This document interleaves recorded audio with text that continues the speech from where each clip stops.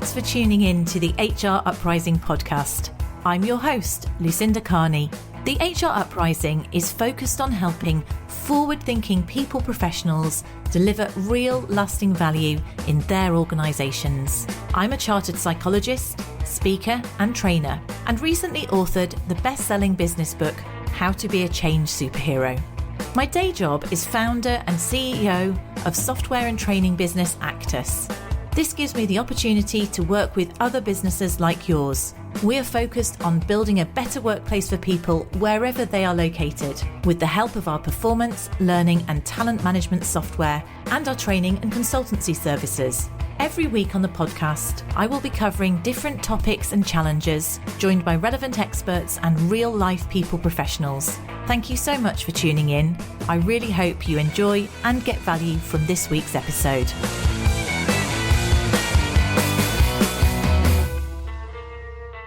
Hello and welcome to this week's HR Uprising podcast. And today I've got a guest that actually, when we met, we thought you should have been on the podcast before, Sharon. I couldn't believe you hadn't. I'm delighted to have Sharon Green join me today on the podcast. She's an experienced HR transformation specialist, particularly in relation to people technology. But really what she's known for in many ways is her extensive interim and fractional experience, last 20 years that you've been doing, and the support you offer to other people who are looking for HR interim and fractional roles, because you founded a really popular and well-run global interim networking group, and I was lucky enough to meet you in real life a couple of weeks ago at a networking group. Your company is Chiara Consulting, isn't it, Sharon? So it's great to have you on. And what we're going to explore is interim and fractional, because actually I think about 2 years ago, maybe a little bit longer, that no one had ever even heard of fractional. So we're going to explore that because it could well be of interest to people listening. But tell us a little bit about yourself and your background and what you do in Chiara Consulting.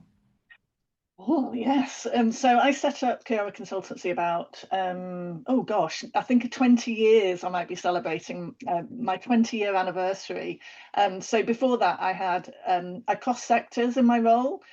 In my roles, I wasn't always in a people role. I started off kind of running projects, change projects, and running teams and managing a lot of training and development within the role that I was in the NHS, and then I segued from the NHS into not-for-profit, and then my last two permanent roles were both for international law firms, latterly setting up a kind of HR learning and graduate recruitment function from scratch. And so when I was looking around for permanent jobs, I always say that I never wanted to work for a third law firm.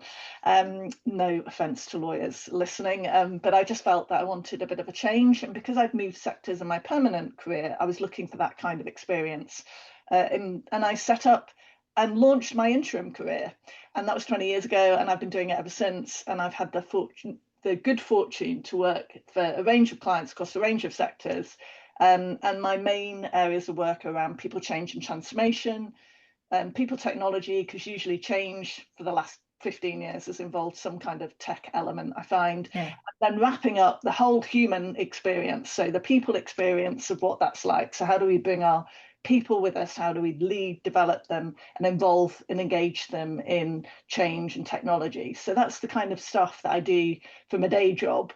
And my side hustle is networking and building a network and talking about what it's like to be running solo and as a people professional, basically. And that's kind of snowballed from a very small pub group to a global community of like 3,500 now, I think, and still growing. So yes, that's kind of pretty active as well, isn't it? Because I know you used to be a part of it. Yeah, it is. I guess you don't realise when you're in it, because you've got, like, apart from being I am actually a member of other communities, and which is nice to be a participant in them. But then it's nice to hear that people feel it's quite active when they join. Yes, and active and open and helpful. I mean, I'm lucky if I actually heard of you from another active and helpful community, which I think you've recently joined, which is the HR Indies one that Ruth George runs. And it was on that when I was starting to look at this sort of work role that your name came up, and I thought, I know Sharon, I'll hunt it out. So These all ties together. Yeah. I was just reflecting. That's quite interesting. I didn't realize you started out in the NHS, and maybe that is so. If you've been in that sort of healthcare role, and then you've gone into gone into third sector, and then you've gone into hardcore private sector law, that maybe that's the whole thing, is where you're in the interim, you're contributing, but if you're in the NHS, you're putting something back, your community balances out, however corporate and then organization you're working for, a business that you're working for, this is the contribution factor as well, isn't it? Yeah, and I think the thing that I used to think about with my kind of, there's a podcast, isn't there, called My Squiggly Career, and I used to think that really perfectly summed up my my kind of career and the work that I do, is that I think that there is quite a lot of a golden thread through the kind of work that I do, and I think particularly for interim, or fractional work, when you're going into organizations for a short period of time, you're hitting the ground running, you don't probably have domain expertise. So, I worked for 2 international law firms. I knew pretty much how they ran. My first interim assignment, ironically, was for another international law firm. So the setting was familiar and I had that expertise. But I think what helped me it helps me in my interim career is that having to navigate through different sectors and adjust the style and the delivery and to the context. So moving from NHS, which has very different drivers, very different context, different structure, through to not-for-profit and then corporate, and then subsequently all of the other places that I've worked, you're not really leveraging off your domain knowledge. I know pharma, I know, financial services or whatever. It's more about the transferable skills and experience that you bring to that organization and the outside in perspective, and you're not the expert there. There will always be other experts that are better at understanding the context of the business that you're in than I do. So I think that's kind of helped, really. So that's an interesting angle, I suppose. So that's what you found help navigating. If you've got somebody out there thinking, oh, well, I think everyone can. I will go in. I'll get you to explain what fractionalism is, the difference between it, and then let's go on to, like, if you're thinking, is it for you? So you've talked about having transferable skills and maybe a comfort with being ambiguous context. You've got to be, if you're someone, you want to know exactly where you are and how it works, then maybe it might not work. But let's start with explaining it, because fractional feels like a relatively new term, but it's not exactly the same as interim, is it?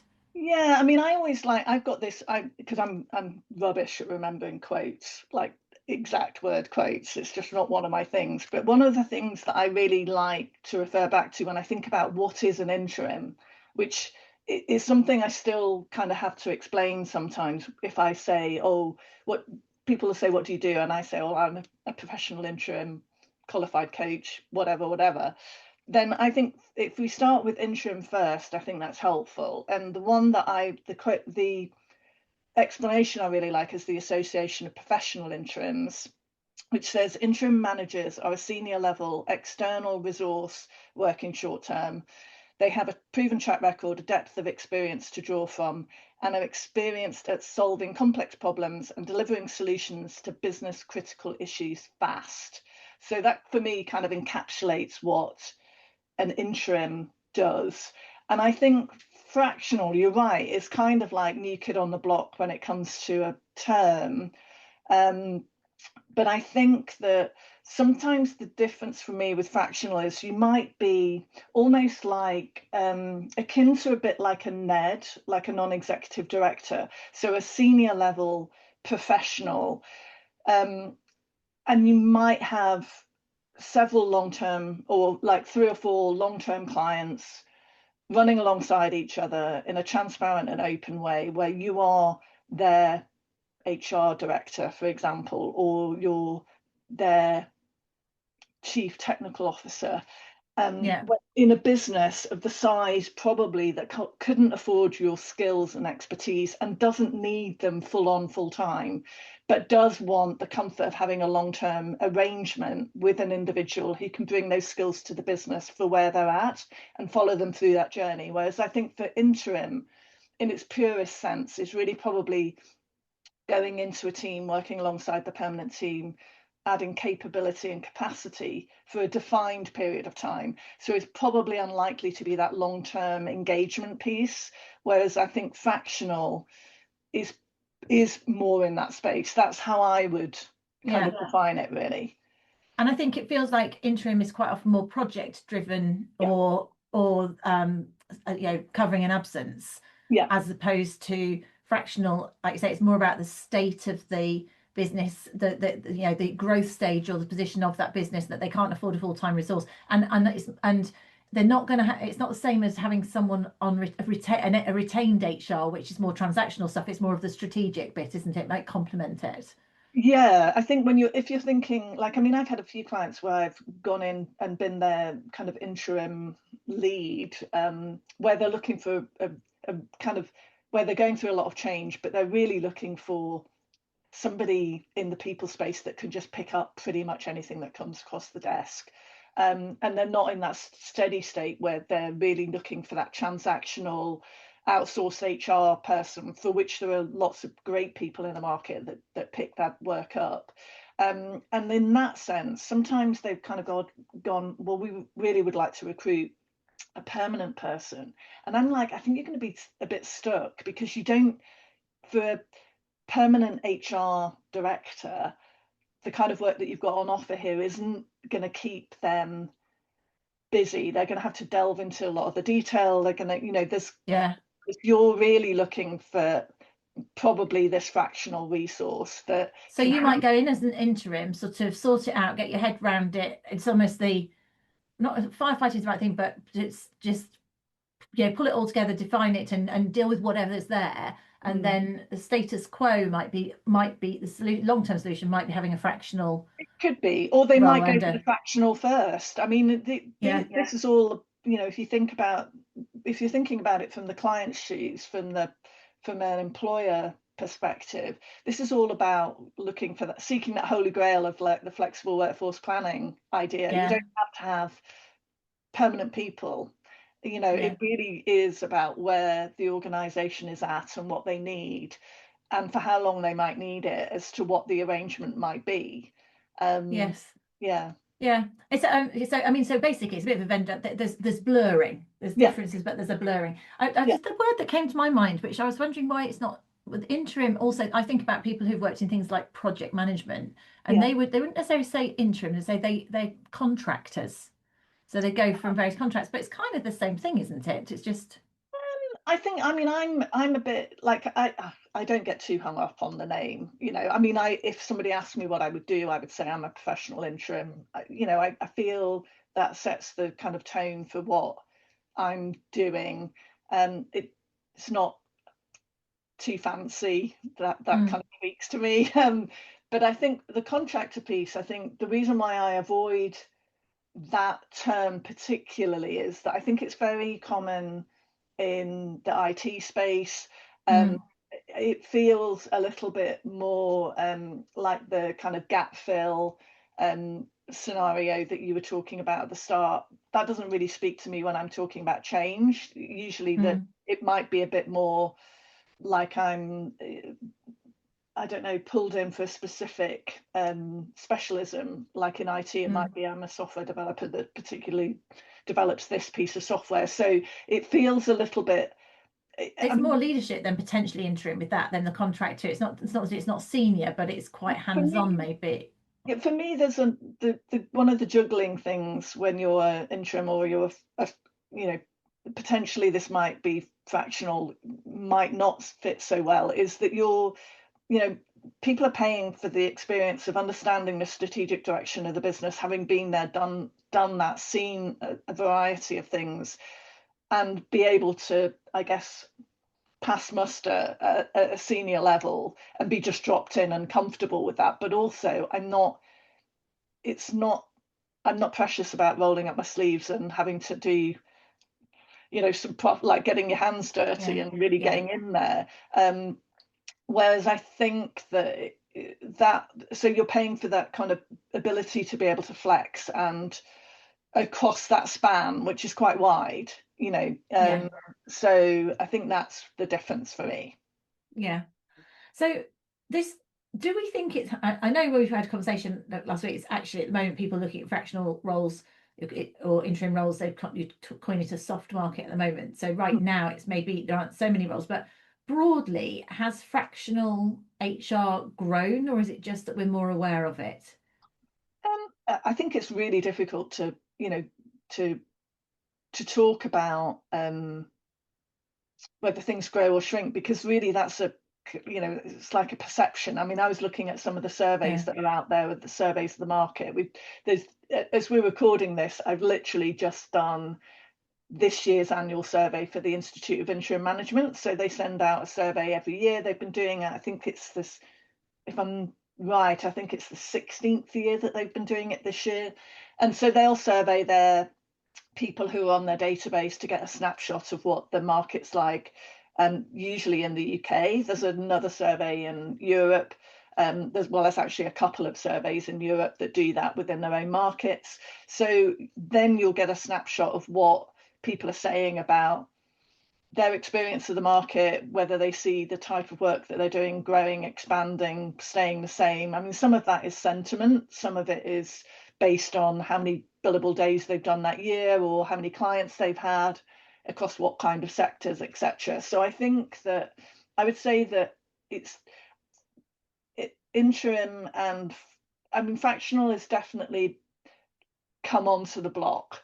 People are a bit more aware of it. It's a term that's kind of used a bit more over the last few years. I think it allows that extra flexibility that people might be looking for. I mean, I've noticed trends in the way that I work, that clients used to be really keen on you being full time for that project. I've had some crazy projects where you've got you're doing as much as you can to launch I did a project where I was in a technology function as they were doing an agile at scale project, and I was their people project manager for their launch of their tech hub. So we were building out a tech hub in Manchester.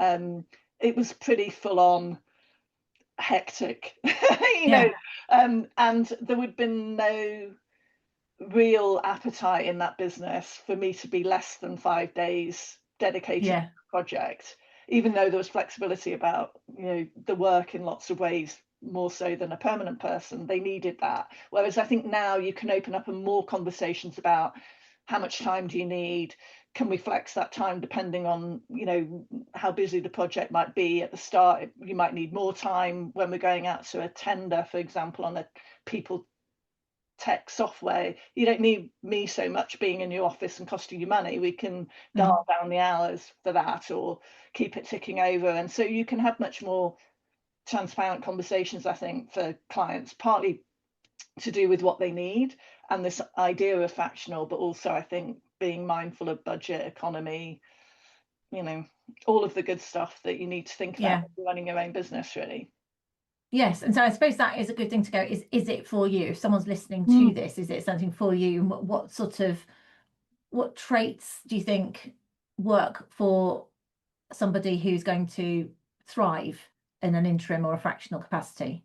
Yeah, I mean, I think you were right when you said the being able to deal with ambiguity. So if the market feels a bit soft and you're not getting so many calls about potential work, for example, that can be a bit unsettling. When you're in a permanent role, you don't necessarily have job security, but there is a feeling of job security. And there is a pipeline of work that you are expected to deliver. Whereas obviously, I think it's best to think, if you're running your own business, that involves doing lots of things that aren't just the delivery to your clients, but lots of other things that don't get you paid but still need to be done. So I think that the ambiguity point is a really good one. I think having enough experience, I was writing today about how much experience do you need to go solo. I think having enough experience to be credible with your clients, able to handle what come up on client work, so that you're just able to handle it, is very important, because your clients aren't paying to manage you or they're paying for you to manage the work that they are engaging you to deliver. So I think it's really important that you've got to have enough experience under your belt to be able to handle that. Yeah. And to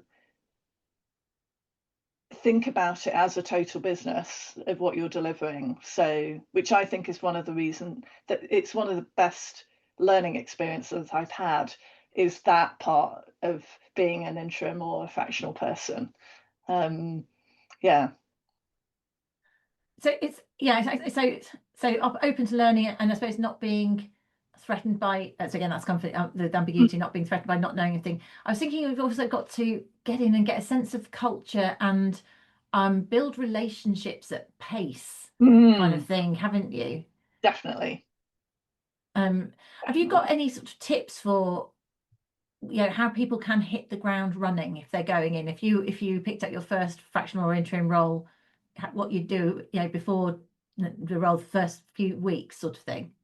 Yeah, I mean, I would say that think about the building the picture of the organization and building the relationships from the time that you first talk to the stakeholders and the end client. So if you usually have to pitch for the work or interview for the work, think about, I kind of feel that that's the start point of building the blocks of an effective relationship, starting to build an effective picture of what is going on, what are they saying, what are they not saying, what your hypothesis of what's going on might be before you even get into the organization. And then I think the key I've always found is to, during those first few weeks, is to meet as many people as possible. I usually start with the immediate team, the key stakeholders, the people I'm working directly with. Spending as much time as I can with them, then moving out from there depending on what the project is, and what the scope of the project is, and then listening, an awful lot of listening.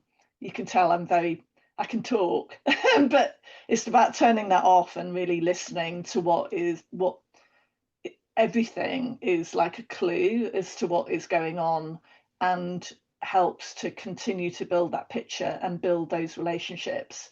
So I think that is, the critical thing.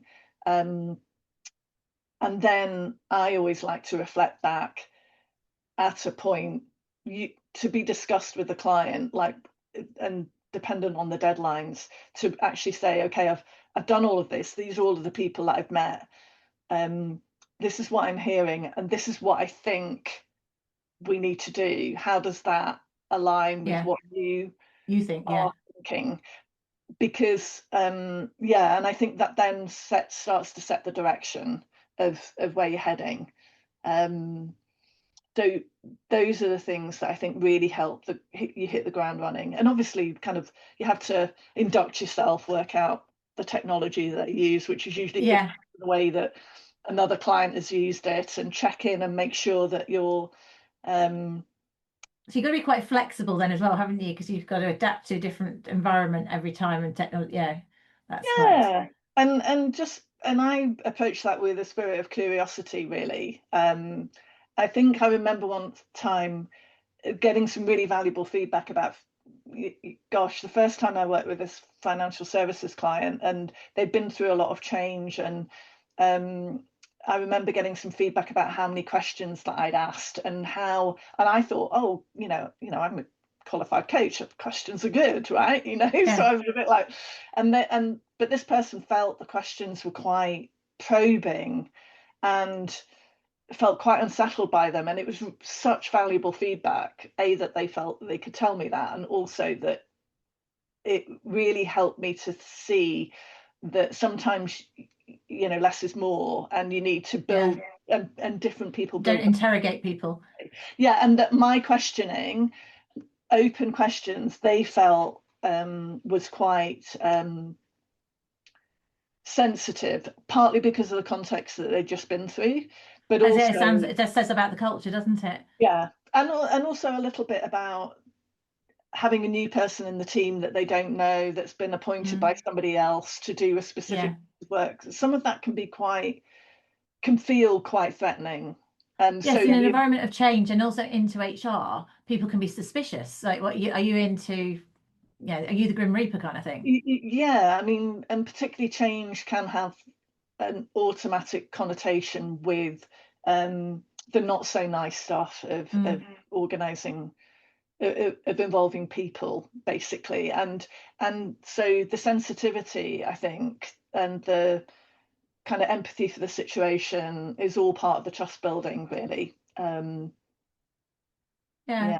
So, and that of course is, those are things that if you've got experience within one or more organizations and you've developed those skills and whether you're comfortable with that or not and flexible, that's kind of being able to take that with you. Or if you're not that person, maybe it's not your kind of thing and you want to just look for a different perm role in an environment or context that you're comfortable in. Yeah, and I think also, if you consider, say, other options, like you could go in as a fixed term contract person, maybe you're covering maternity leave, or you're covering for someone who's not there long term and the organization's unsure as to what's going to happen. Sometimes those routes are a route into a new organization that may or may not result in something. People come back from maternity leave, people come back from a long but absence from a workplace, for example, but you have had an opportunity to be in that organization, they've had an opportunity to see you in action, and that might result in a different role within that team. So that might also be a route to a new career or a different sector. Are you sad to move on after, and is there an optimum amount of time for it? So Oh, you yeah, become quite attached. Yeah. I do get sad. I do get sad when I leave, because you can see the changes moving and progressing into a different part.